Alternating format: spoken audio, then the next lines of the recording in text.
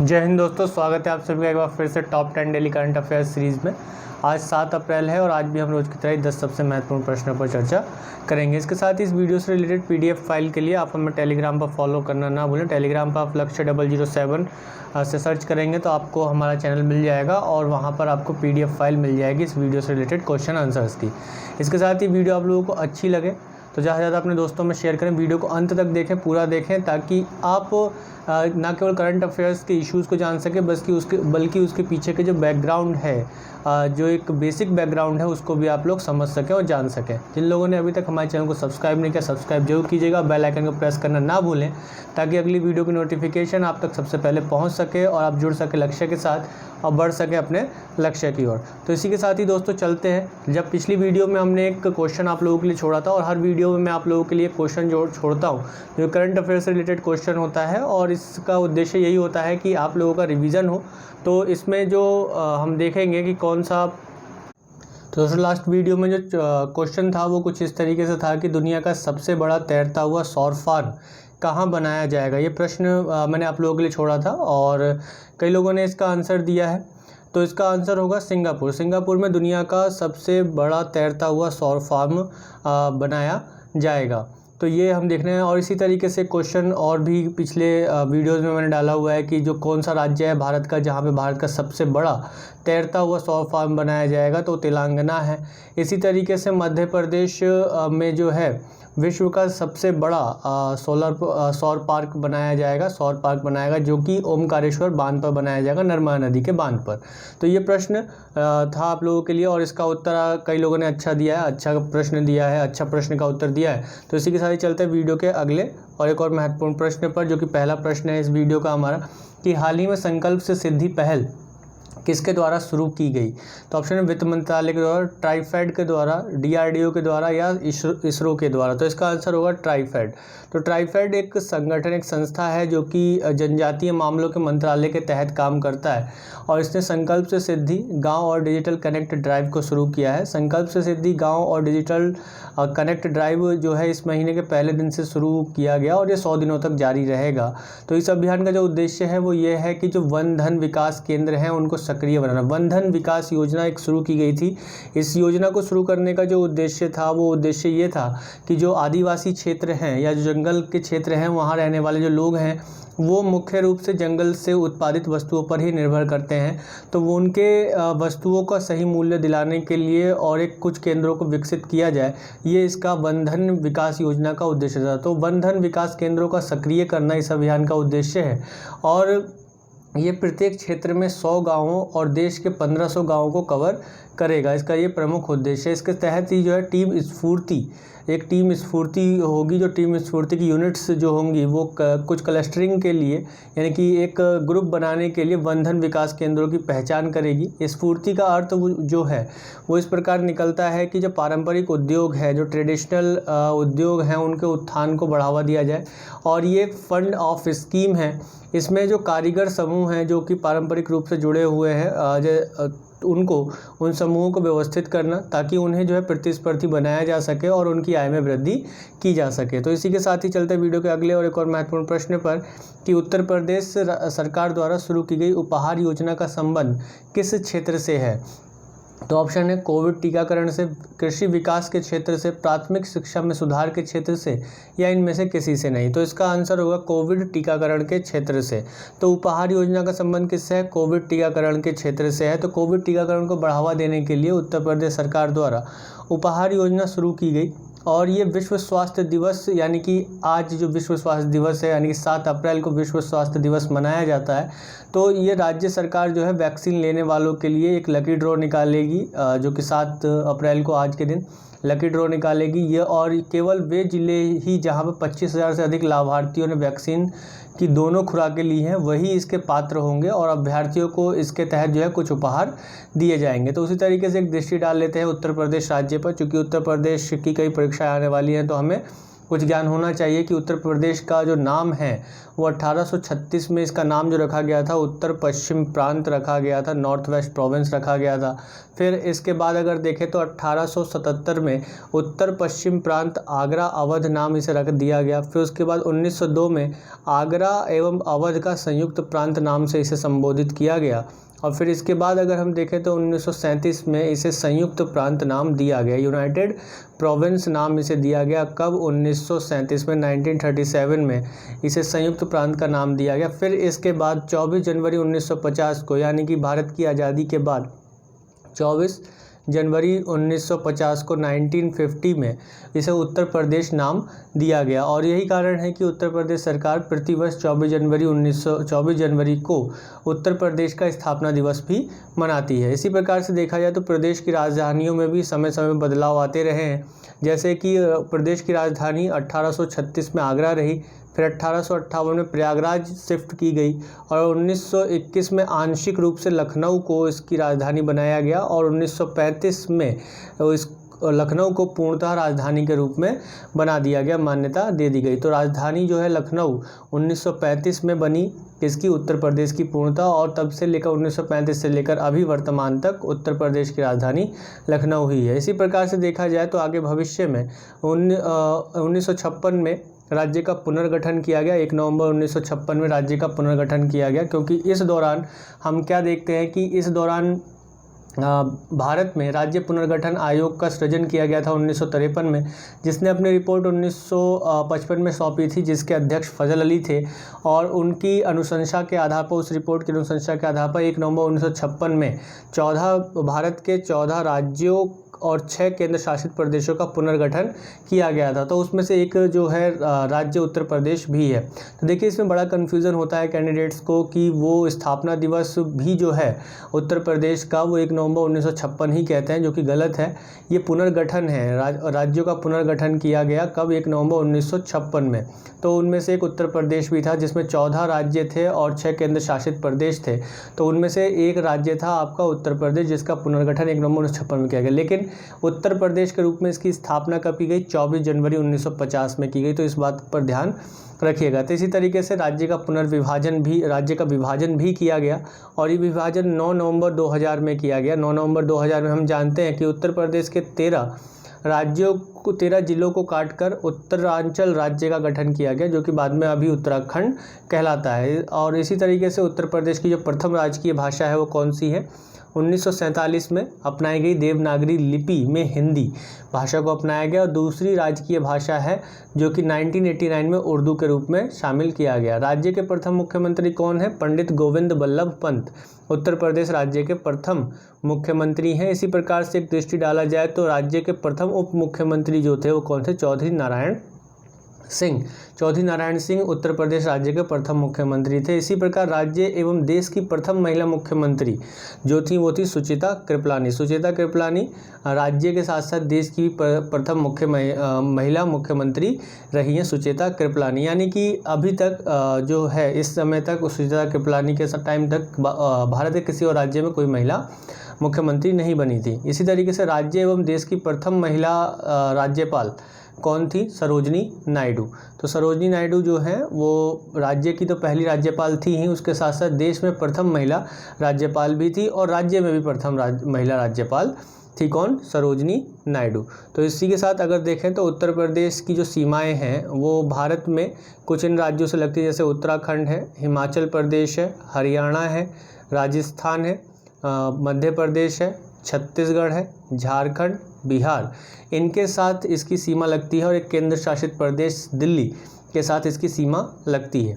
यानी कि अगर देखा जाए तो उत्तर प्रदेश की एक अंतर्राष्ट्रीय सीमा किसके साथ लगती है? नेपाल के साथ इसकी अंतर्राष्ट्रीय सीमा लगती है। किसके साथ? नेपाल के साथ अंतर्राष्ट्रीय सीमा लगती है। तो इसके चारों तरफ जो राज्य हैं उसमें उत्तराखंड, हिमाचल प्रदेश, हरियाणा, राजस्थान, मध्य प्रदेश, छत्तीसगढ़, झारखंड और बिहार आते हैं, जो कि भारत के राज्य क्षेत्र हैं। और इसके साथ इसकी अंतर्राष्ट्रीय सीमा किस देश के साथ लगती है? नेपाल के साथ लगती है। तो इसी के साथ ही चलते हैं दोस्तों वीडियो के अगले और एक और महत्वपूर्ण प्रश्न पर। दोस्तों अगर वीडियो आप लोगों को अच्छी लग रही हो तो लाइक करना ना भूलें।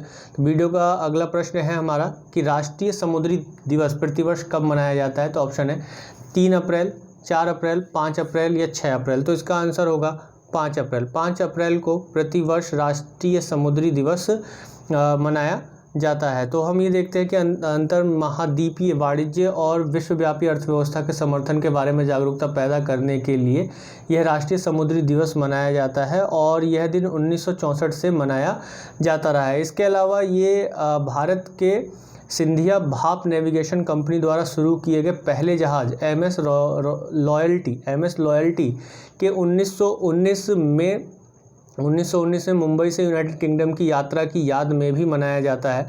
ये पहला भारतीय जहाज़ था जो भारत में ऐसा कोई जहाज़ था जिसका निर्माण पहला जहाज़ था जो भारत में निर्मित हुआ था और उसने जो है मुंबई से यूनाइटेड किंगडम की यात्रा की थी, जो कि 1919 में 5 अप्रैल 1919 में की थी।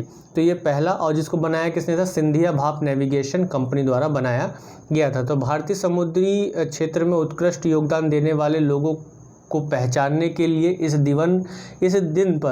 दिन पर क्या मत दिया जाता है? वरुण पुरस्कार भी प्रदान किया जाता है। इसके अलावा इसी प्रकार अगर देखा जाए तो सितंबर के अंतिम सप्ताह में गुरुवार को हर साल विश्व समुद्री दिवस मनाया जाता है। तो विश्व समुद्री दिवस कब मनाया जाता है? सितंबर में अंतिम सप्ताह के गुरुवार को हर साल जो है विश्व समुद्री दिवस मनाया जाता है। अभी जो हमने देखा वो राष्ट्रीय दिवस है जो कि भारत में मनाया जाता है 5 अप्रैल को। तो इसी के साथ चलते हैं वीडियो के अगले और एक और महत्वपूर्ण प्रश्न पर कि फार्म मिन्ह चिन्ह किस देश के प्रधानमंत्री चुने गए? Thailand, Indonesia, Vietnam, Cambodia. तो इसका आंसर होगा इंडोनेशिया। तो अभी हाल ही में फार्म मिन्ह चिन वियतनाम के नए राष्ट्रपति बन गए हैं, नए प्रधानमंत्री बन गए हैं और इस वर्ष के प्रारंभ में प्रधानमंत्री के पद के लिए सत्ताधारी कम्युनिस्ट पार्टी की ओर से केवल एकमात्र यही व्यक्ति नामित किए गए थे और फार्म मिन्ह चिन पूर्व प्रधानमंत्री गुएन जुआन फुक की जगह लेंगे। तो वियतनाम दक्षिण पूर्व एशिया का एक देश है और ये अपने समुद्र तटों, नदियों और बौद्ध पैगोडा के लिए जाना जाता है। इसके साथ इसकी राजधानी क्या है? हनोई है और इसकी मुद्रा वियतनामी डोंग है। तो इसी के साथ चलते हैं अगले और एक और महत्वपूर्ण प्रश्न पर कि वैज्ञानिक अनुसंधान में 30वें जीडी बिरला पुरस्कार से किसे सम्मानित किया जाएगा? तो ऑप्शन है सुमन चक्रवर्ती, राजीव सिन्हा, सुरेश आनंद या इनमें से कोई नहीं। तो इसका आंसर होगा सुमन चक्रवर्ती। सुमन चक्रवर्ती को 30वें जीडी बिरला पुरस्कार के लिए सम्मानित किया जाएगा। तो प्रोफेसर सुमन चक्रवर्ती को इंजीनियरिंग विज्ञान में उनके उत्कृष्ट योगदान के लिए वैज्ञानिक अनुसंधान के लिए 30वें जीडी बिरला पुरस्कार और सस्ती स्वास्थ्य सेवाओं के लिए और विकास प्रौद्योगिकियों में उनके अनुप्रयोग के लिए चुना गया है और वह अभी भारतीय प्रौद्योगिकी संस्थान खड़गपुर के मैकेनिकल इंजीनियर विभाग के संकाय के अभी वो सदस्य हैं, यानी कि वो अभी प्रोफेसर हैं। कहाँ पे? आईआईटी खड़गपुर के मैकेनिकल इंजीनियरिंग विभाग में वो अभी प्रोफेसर हैं। 1991 में इन पुरस्कारों की स्थापना की गई थी। इससे पहले अगर देखा जाए तो जीडी बिरला ग्रुप के द्वारा अभी हाल ही में कुछ पुरस्कार और दिए गए हैं, जैसे साहित्य के क्षेत्र में दिया गया है व्यास पुरस्कार, सरस्वती पुरस्कार, जिनके बारे में मैंने डिटेल से अपनी वीडियोस में पीछे डिस्कशन किया है।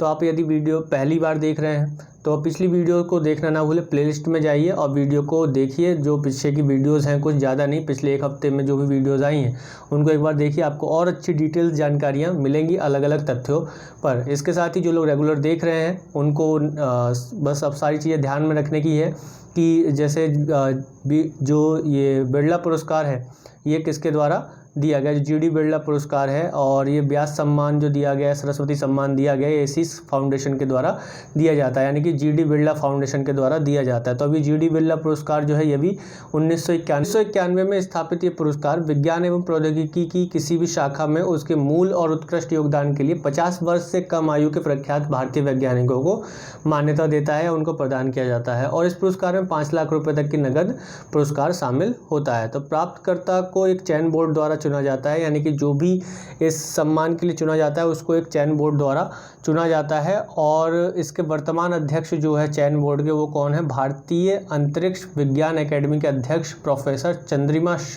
शाह इसके अभी वर्तमान अध्यक्ष है किसके? चयन बोर्ड के, जिनके द्वारा अभी चुना गया है किसे? सुमन चक्रवर्ती को जीडी बिरला पुरस्कार के लिए।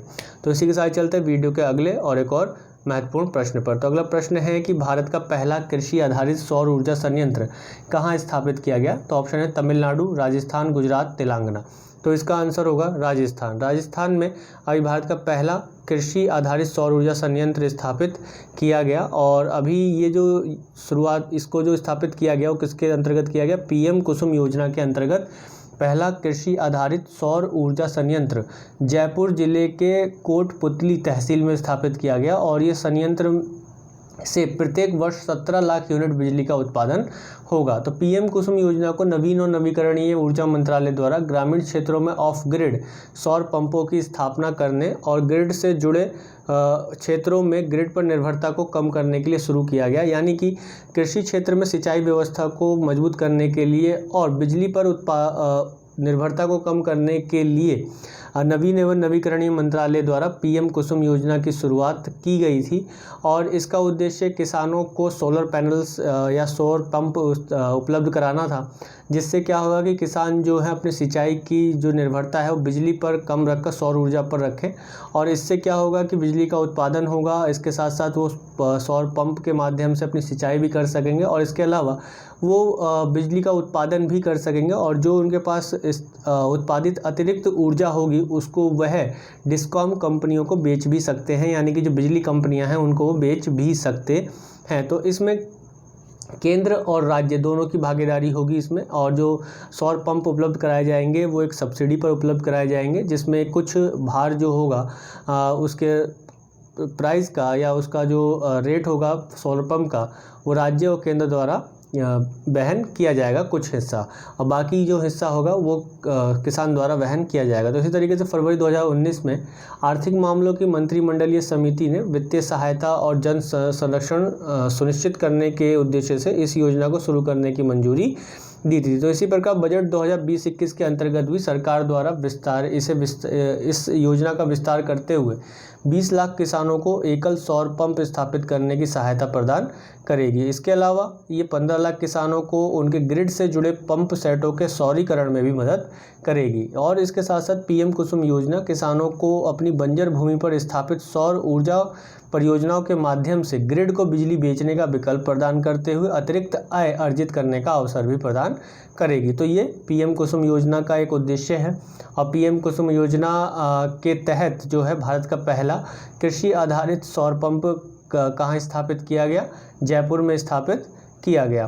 तो इसी के साथ चलते हैं वीडियो के अगले और एक और महत्वपूर्ण प्रश्न पर कि सुर्खियों में रहा पोलावरम सिंचाई परियोजना किस नदी पर है। तो ऑप्शन है कावेरी, गोदावरी, कृष्णा या गंगा। तो इसका आंसर होगा गोदावरी। गोदावरी नदी पर अभी सुर्खियों में रहा पोलावरम जो सिंचाई परियोजना है वो किस नदी पर है, गोदावरी नदी पर है। ये लगातार सुर्खियों में बना रहा है। और अभी जो गोदावरी नदी के जल को पोलावरम सिंचाई परियोजना स्थल से पूर्व और पश्चिमी गोदावरी जिलों की सिंचाई के लिए छोड़ने की जो तिथि है वो पिछली समय सीमा को 15 अप्रैल 2021 तक बढ़ा दिया गया है, जो कि 31 मार्च 2021 तक थी। तो इस कारण ये सुर्खियों में रहा है पोलावरम सिंचाई परियोजना से। हमें ध्यान रखना है ये इस परीक्षा के उद्देश्य से कि पोलावरम सिंचाई परियोजना किस नदी पर है, गोदावरी नदी पर है। गोदावरी नदी तंत्र की बात करें तो गोदावरी नदी तंत्र जो रिवर सिस्टम है वो प्रायद्वीपीय भारत का सबसे बड़ा नदी तंत्र है। प्रायद्वीपीय भारत का सबसे बड़ा नदी तंत्र कौन सा है, गोदावरी नदी तंत्र है। और इसे दक्षिण की गंगा भी कहा जाता है। इसके अलावा अगर देखा जाए तो इसका उद्भव जो है या जो उद्गम है वो कहाँ से होता है, गोदावरी नदी का जो उद्गम है वो महाराष्ट्र में नासिक के पास त्र्यंबकेश्वर पहाड़ी से ये इस नदी का उद्गम होता है। और बंगाल की खाड़ी में गिरने से पहले ये लगभग 1465 किलोमीटर की दूरी भी तय करता है। इसके अलावा अगर इसके ड्रेनेज सिस्टम को देखा जाए, पोहा तंत्र को देखा जाए, तो हम पाते हैं कि गोदावरी का जो बेसिन है वो महाराष्ट्र, तेलंगाना, आंध्र प्रदेश, छत्तीसगढ़, ओडिशा राज्यों के अलावा मध्य प्रदेश, कर्नाटक, पुदुचेरी के मध्य क्षेत्र के छोटे हिस्सों में फैला हुआ है। आप अगर केवल गोदावरी नदी को देखेंगे तो इन सभी राज्यों से नहीं जाता है। गोदावरी का बेसिन का मतलब या रिवर सिस्टम का मतलब क्या हुआ कि इसकी जो सहायक नदियां हैं वो भी जिन जिन राज्यों से होकर आ रही हैं वो इस बेसिन का हिस्सा है। इसकी प्रमुख सहायक नदियों में प्रवरा, पूर्णा, मंजरा, पेनगंगा, वर्धा, बेनगंगा, प्राणहिता, इंद्रावती और मनेर एवं शबरी ये कुछ प्रमुख इसकी सहायक नदियां हैं। और सहायक नदियों को लेकर जो प्रश्न बनता है खासतौर पे मंजरा और पेनगंगा, वर्धा और वेनगंगा को लेकर जो है प्रश्न बनता है। इसके साथ ही इंद्रावती को लेकर भी प्रश्न बना हुआ है कि ये किसकी सहायक नदियां हैं। तो इसी के साथ चलते हैं वीडियो के अगले प्रश्न पर। वीडियो को पॉज कीजिए और नोट्स जरूर बनाएं अपने अपने। इसके साथ ही देखते हैं कि सांस्कृतिक महत्व किस प्रकार है गोदावरी नदी का। तो नासिक में गोदावरी नदी के तट पर कुंभ मेला का आयोजन भी किया जाता है। इसके अलावा कुंभ का आयोजन उज्जैन के शिप्रा नदी पर किया जाता है। हरिद्वार में गंगा और प्रयाग में गंगा, यमुना और पौराणिक सरस्वती नदी के संगम पर भी किया जाता है। तो चूँकि अभी भी कुंभ मेला हरिद्वार में चल रहा है तो आप लोगों ने देखा होगा और समाचारों में सुना भी होगा। तो इसी के साथ ही गोदावरी नदी जल विवाद एक विवाद बना रहता है कुछ राज्यों के बीच में, और ये जल के बंटवारे को लेकर रहता है। आंध्र प्रदेश, मध्य प्रदेश, छत्तीसगढ़, उड़ीसा और कर्नाटक के बीच में विवाद जो है प्रमुख कारण बना हुआ है गोदावरी नदी का जो जल विवाद है। इसी के साथ ही चलते हैं वीडियो के अगले और एक और महत्वपूर्ण प्रश्न पर, जो कि 8वां प्रश्न है। लाइक करना ना भूलें वीडियो को। जिन लोगों ने भी चैनल सब्सक्राइब नहीं किया सब्सक्राइब करें और बेल आइकन को प्रेस जरूर करें। तो क्वेश्चन है कि किस देश ने जानवरों के लिए विश्व की पहली कोरोना वैक्सीन का निर्माण किया है। तो ऑप्शन है संयुक्त राज्य अमेरिका, चीन, रूस, जापान। तो इसका आंसर होगा चीन। चीन जो है विश्व की पहली कोरोना वैक्सीन का निर्माण रूस जो है, माफ़ कीजिएगा, रूस जो है विश्व की पहली कोरोना वैक्सीन का निर्माण करने वाला देश बन गया, जो कि जानवरों के लिए कोरोना वैक्सीन का निर्माण है। तो इसके साथ ही अगर देखा जाए तो रूस ने नोवल कोरोना के खिलाफ दुनिया का पहला पशु टीका जो है वो किसने तैयार किया है, रूस ने तैयार किया है। और देश के कृषि सुरक्षा प्रहरी, जिसे रोसेल खोज नाडजोर में पंजीकृत किया गया है। ये एक कृषि सुरक्षा प्रहरी के रूप में जाना जाता है। ये जो एक संस्था है, एक संगठन है, कहाँ, रूस में, रोसेल खोज नाडजोर, तो इसमें पंजीकृत किया गया है इसे। और ये जो रोसेल खोज नाडजोर है, ये पशु चिकित्सा और फाइटोसैनिटरी निगरानी के लिए एक संघीय सेवा है। इसकी एक इकाई के द्वारा जो है इस वैक्सीन को विकसित किया गया है। और इसका नाम क्या है इस वैक्सीन का, कार्निवैक कोव के नाम से इसे विकसित किया गया। तो टीकाकरण के बाद 6 महीने तक जो है एक प्रतिरक्षा बनी रहेगी, लेकिन खुराक के डेवलपर्स ने इसका विश्लेषण अभी जारी रखा है कि और क्या इसमें हम नए परिवर्तन कर सकते हैं। इसके अलावा इस वैक्सीन का उपयोग रूसी वैज्ञानिकों के अनुसार वायरस के उत्परिवर्तन, यानी कि वायरस में जो होने वाले परिवर्तन है वो अपने डीएनए में जो चेंज करता है कोविड-19 वायरस, उसके विकास को रोक सकता है। इसके साथ ही ये जानवरों में कोविड-19 को रोकने के लिए दुनिया का पहला और एकमात्र उत्पाद भी है। इसी के साथ ही अगर हम आगे बढ़ें तो पाते हैं वीडियो का अगला प्रश्न, और अगला प्रश्न है कि हाल ही में किस संगठन ने forest governance by indigenous and tribal peoples report जारी की है। तो ऑप्शन है IUCN, UNESCO, food and agriculture organization यानी कि FAO, या इनमें से कोई नहीं। तो इसका आंसर होगा FAO, food and agriculture organization. संयुक्त राष्ट्र के खाद्य और कृषि संगठन यानी कि फूड एंड एग्रीकल्चर ऑर्गेनाइजेशन ने अभी हाल ही में forest governance by indigenous and tribal peoples की रिपोर्ट जारी की है। और इस रिपोर्ट के अनुसार ये पाया गया है कि लैटिन अमेरिका और कैरेबियन में वनों की कटाई की दर जो है स्वदेशी और जनजातीय क्षेत्रों में काफ़ी कम पाई गई है, यानी कि वहाँ पे जंगलों को नहीं काटा जा रहा है। तो इसी तरीके से अगर फूड एंड एग्रीकल्चर ऑर्गेनाइजेशन की बात करें तो इसकी स्थापना 1945 में संयुक्त राष्ट्र संघ यूनाइटेड नेशन ऑर्गेनाइजेशन के तहत की गई थी, और ये संयुक्त राष्ट्र की एक विशेष एजेंसी भी है। प्रत्येक वर्ष विश्व में 16 अक्टूबर को यदि आप अक्टूबर 16 अक्टूबर के आसपास की वीडियो देखेंगे तो उसमें ही मैंने इस चीज़ का अच्छे से जिक्र किया है।